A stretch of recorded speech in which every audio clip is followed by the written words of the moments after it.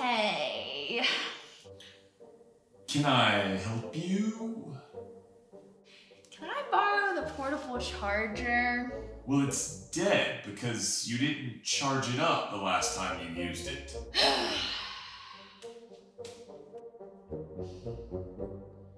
6.5 hours later. Oh, hey. Do you still need the portable charger? No, I found something better. A few moments later.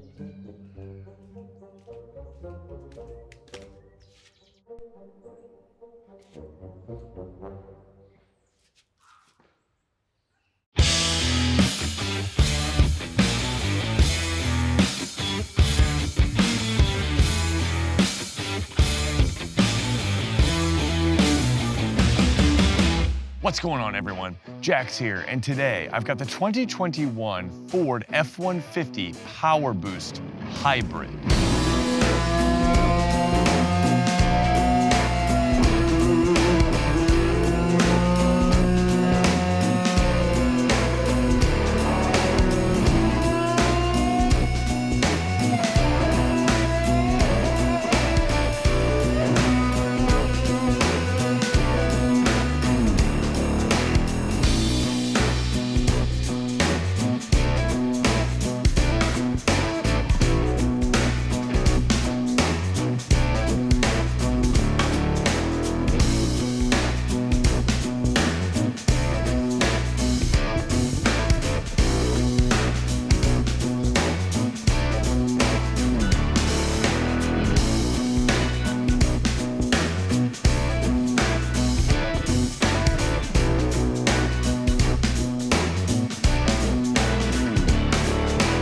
In case you didn't know, the Ford F-150 is the best-selling vehicle in America, in the world, and in about another year or so, it'll be the best-selling vehicle of all time. The Toyota Corolla has a grand total of 43 million sales, while the Ford F-150 is a complete sales disaster, just total failure at 40 million. Le who?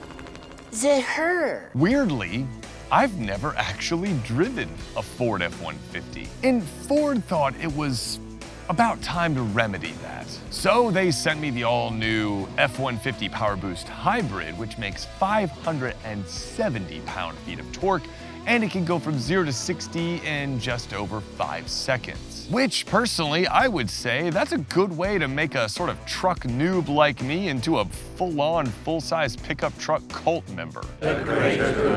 So the real question is, did it work?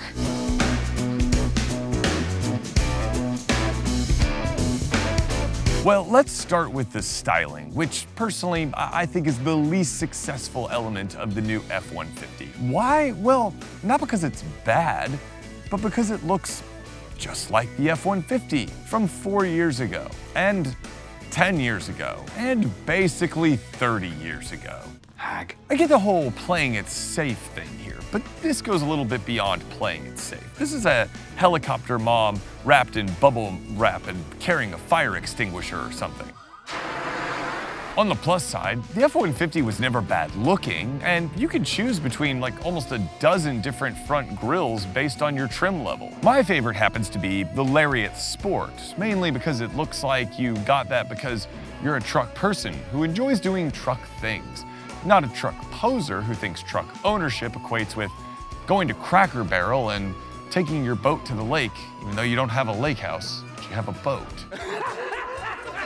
Is it better looking than the Ram? Yeah, sure. Is it better looking than the GM Twins? Yeah, definitely better looking than the Silverado. Is it better looking than the Toyota Tundra? Well, yeah, in the same way that Chris Hemsworth is better looking than the corpse of Jimmy Hoffa.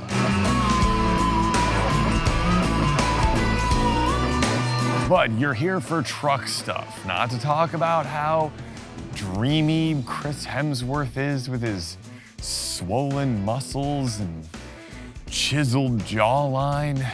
Seriously, can you imagine what it would be like to be like embraced by that mountain of manly muscle?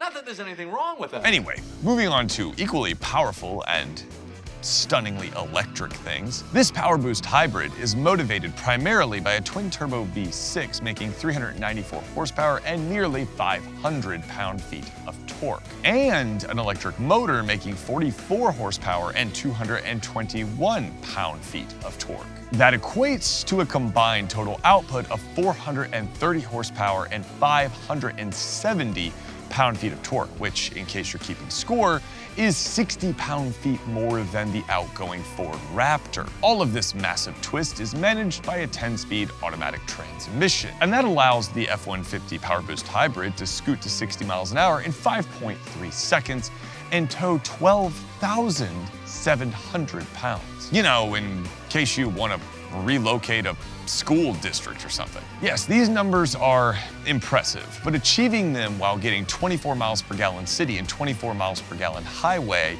is just flat out unbelievable. I didn't even attempt to really alter my driving all that much, and I reliably saw 21 miles per gallon over 200 miles during the time of the week right now when I'm filming the video. It's towards the end, and I was able to achieve that 21 miles per gallon without really doing anything differently at all. Oh, and by the way, over 60 miles of that range was completed on EV power. So I went hundreds of miles and did almost 60 of them on purely electric power, sort of when it's all totaled up. But you know what?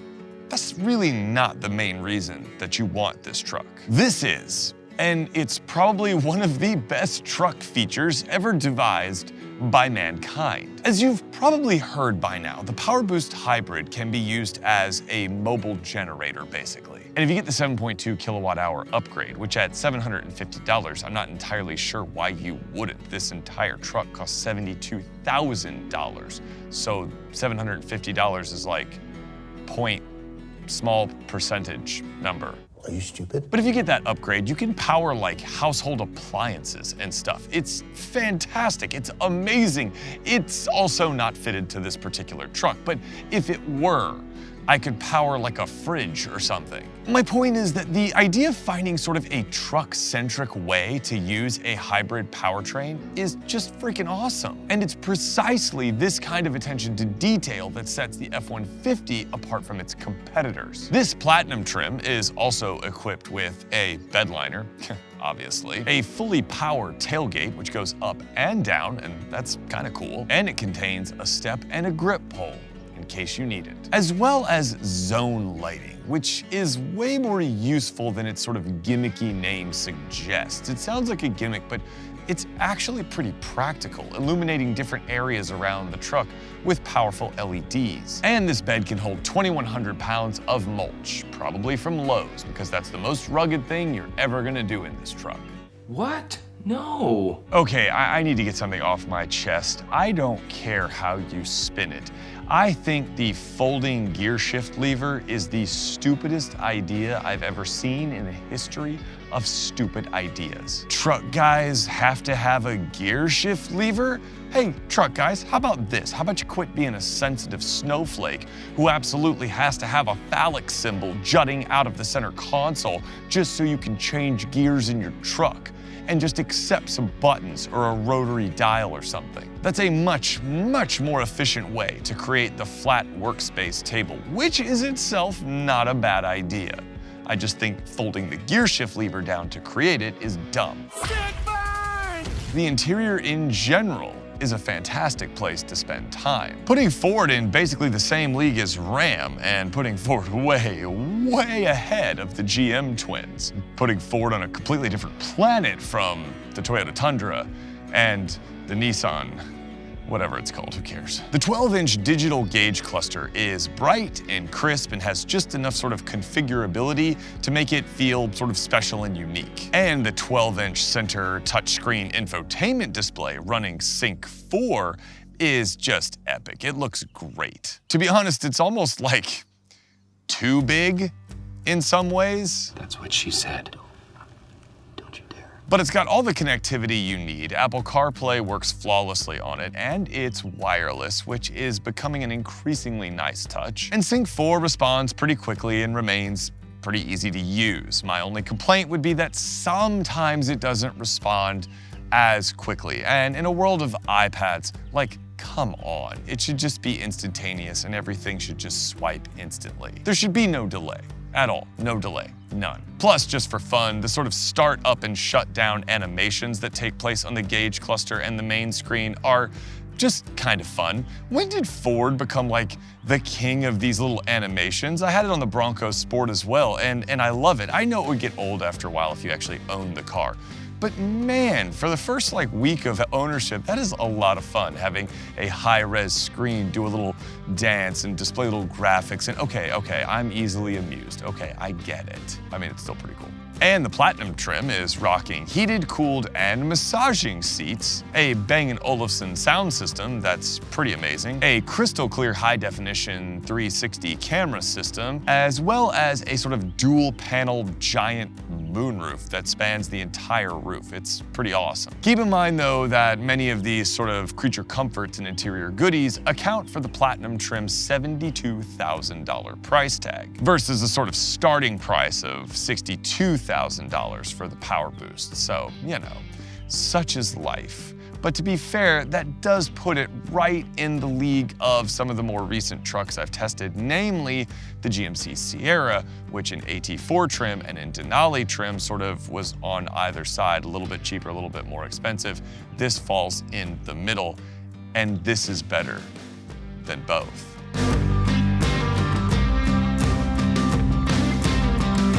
All right, so here we are behind the wheel of the Ford Power Boost Hybrid F-150, and I'm gonna start with a couple of interesting stats because I am driving this on the sort of late afternoon of the last day that I have the truck. So as of right now, I have been in this truck for 11 hours and 50 minutes according to the trip timer. I've gone a total of 276 miles, almost 277 miles on regular power, and almost 85 miles on purely electric power. And I have 320 miles of range remaining. So that's impressive.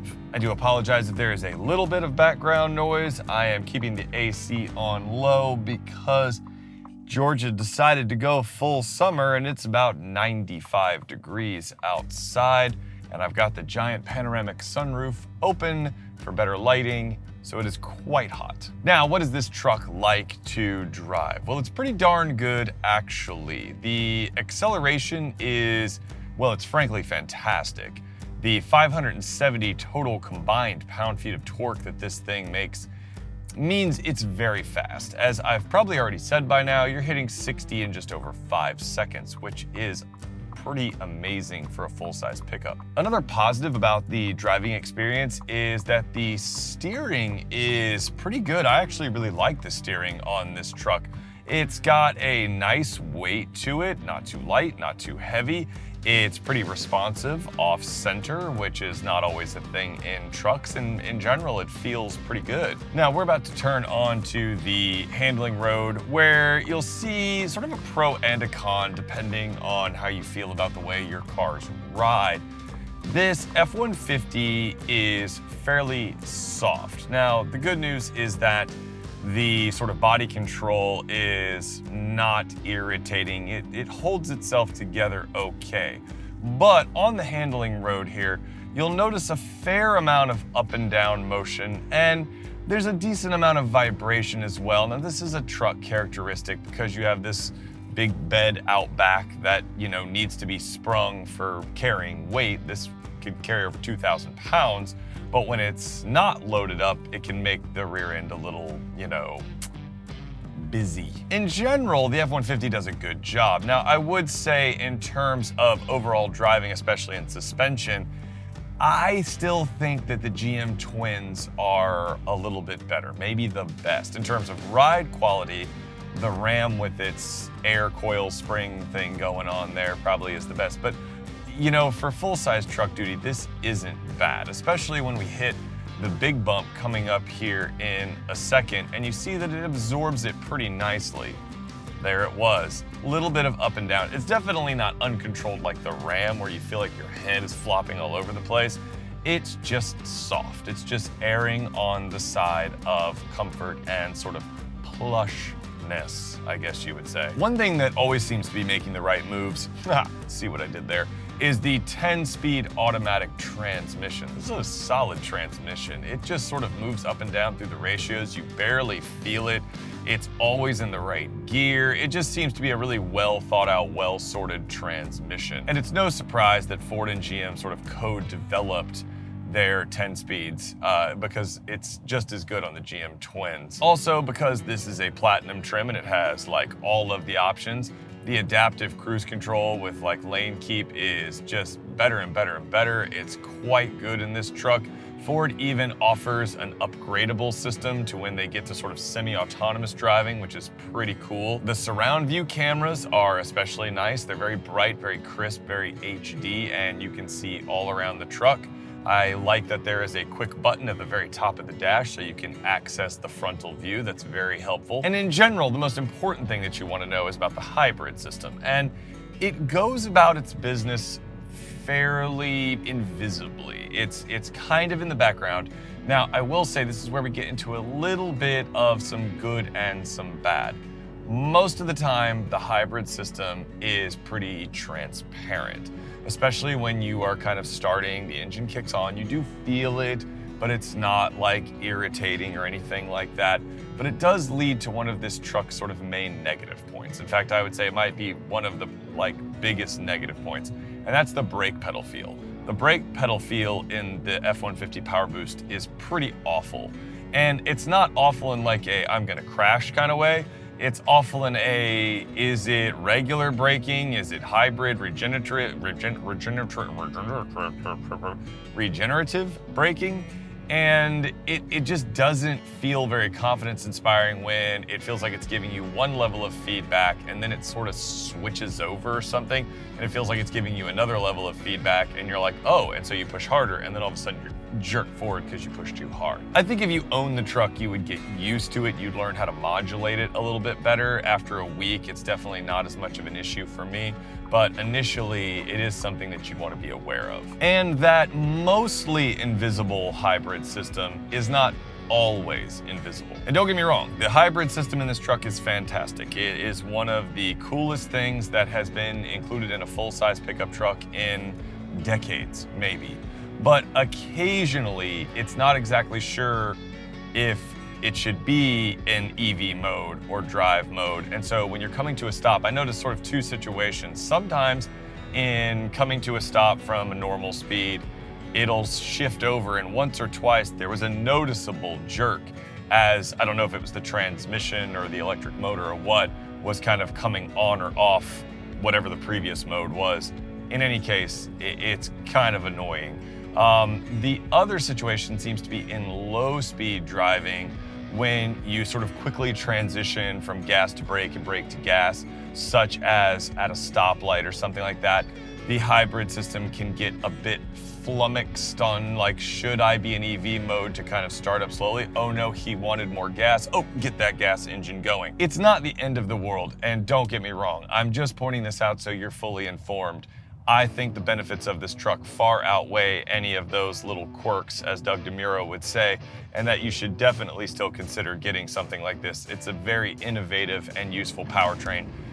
But in a world where there are Toyota hybrids that you could never even tell that it is a hybrid, and I get that we're talking about more horsepower and torque here, I still think that this could be a little smoother in sort of normal everyday driving. Now, I want to end on a positive note. One thing I do like about the hybrid system is it does seem to behave in a way that maximizes the sort of driving characteristics of having a truck. For example, in the Toyota system, it pushes the electric power sort of towards the beginning when you're accelerating from a stop, because that's when a lot of gas is being used, right?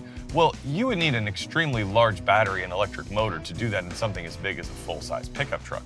So it almost seems as if Ford sort of engineered it to be the reverse. Once this big guy is getting up to speed and you've got the momentum of, you know, a couple tons of truck behind you, it switches off pretty regularly and allows you to just sort of modulate the speed of the truck in EV mode. And I think that's why, as of right now, we've gone almost 87 total miles in electric-only power. Because once you're up to speed, and especially if you're on a very slight downhill grade or something like that, it'll just turn off and it'll stay off for as long as it possibly can. And I think that's a smart way to do it. I think Ford would have had to put a much larger battery pack and electric motor in this thing for it to really push you off the line.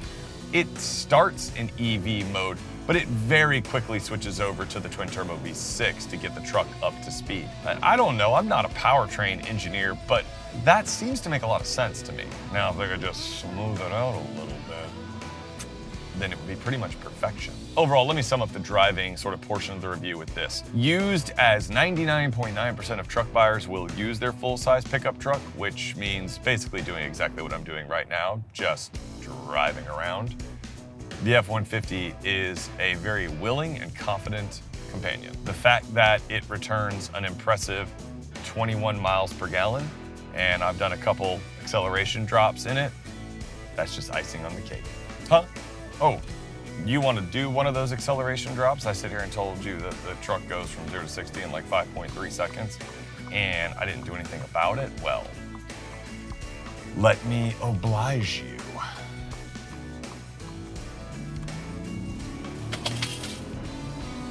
That was my clipboard. And that was about 72 miles an hour in a very short amount of time. I know it's not especially dramatic, there's not like a V8 roar or something, but like, it's kind of cool the way this thing just sort of whooshes up to power. It's definitely not as exciting as the Tundra was with its monstrous V8. That really is a great V8 engine in the Tundra. It's a shame it's wrapped in a decaying, mummified corpse. By the way, in case you can't sort of perceive how quick it was, because it's hard to perceive that on camera when you're not in the truck, my clipboard literally went from the center console to the back seat. Like, it didn't fall on the floor. The sound you heard was it flying into the back seat, which, I mean, that's sort of cool, actually. So should you buy a Ford F-150 Power Boost Hybrid over my previous favorite truck, which was the GMC Sierra AT4 with the Duramax diesel engine and the Carbon Pro bed? Yes, you should. Now, before all you GM fanboys eviscerate me in the comments for being against the GMC Sierra, even though you can't afford to own one, but your uncle's friend Jimmy has one, and Jimmy says it's a great truck, and Jimmy never lies, and Jimmy's word is his bond. Here's my reasoning.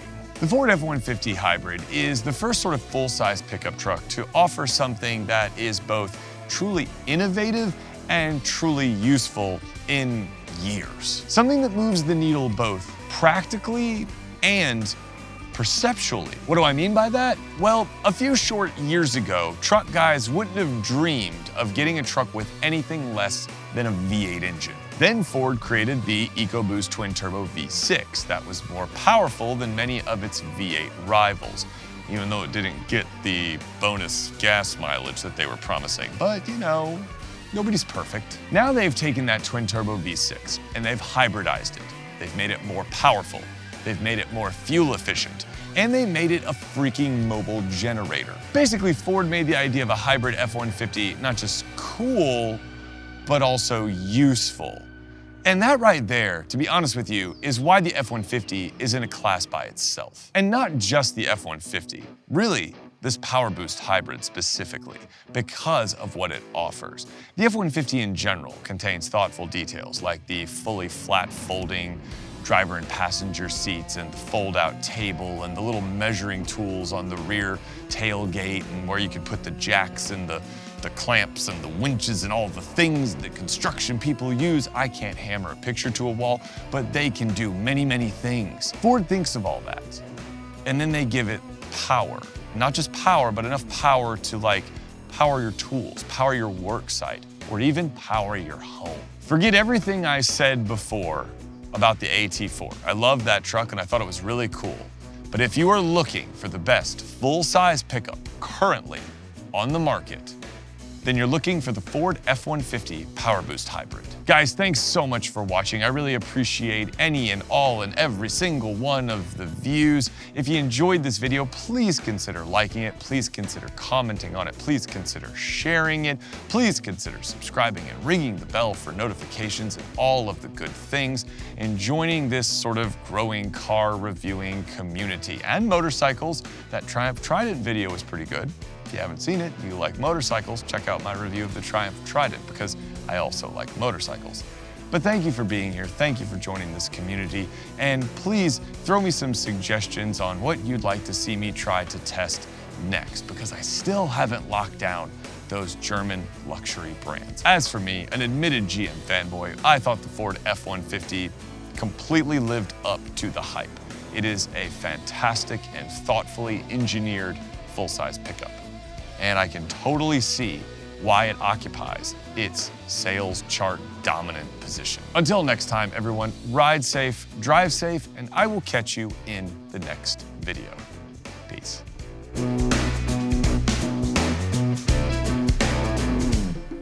There's a guy literally skateboarding down the path. There's two things to note about this. One, he's skateboarding around a parking lot while his wife or girlfriend and baby are just sitting on a pickup truck. They're all about 19. Two, he sucks at skateboarding. Of course, Harley Man is gonna pull into the park. Why? Because that's the only safe place he can ride a Harley, because they're that slow. Truck going up the hill right at the outro. Way to go, outro ruining truck. Not a Ford F-150. It was a, I don't know, something crappy. A Titan. Sure, RAV4. You can pull out and go 10 miles an hour. Oh, you're from North Carolina. First in flight, last in driving ability.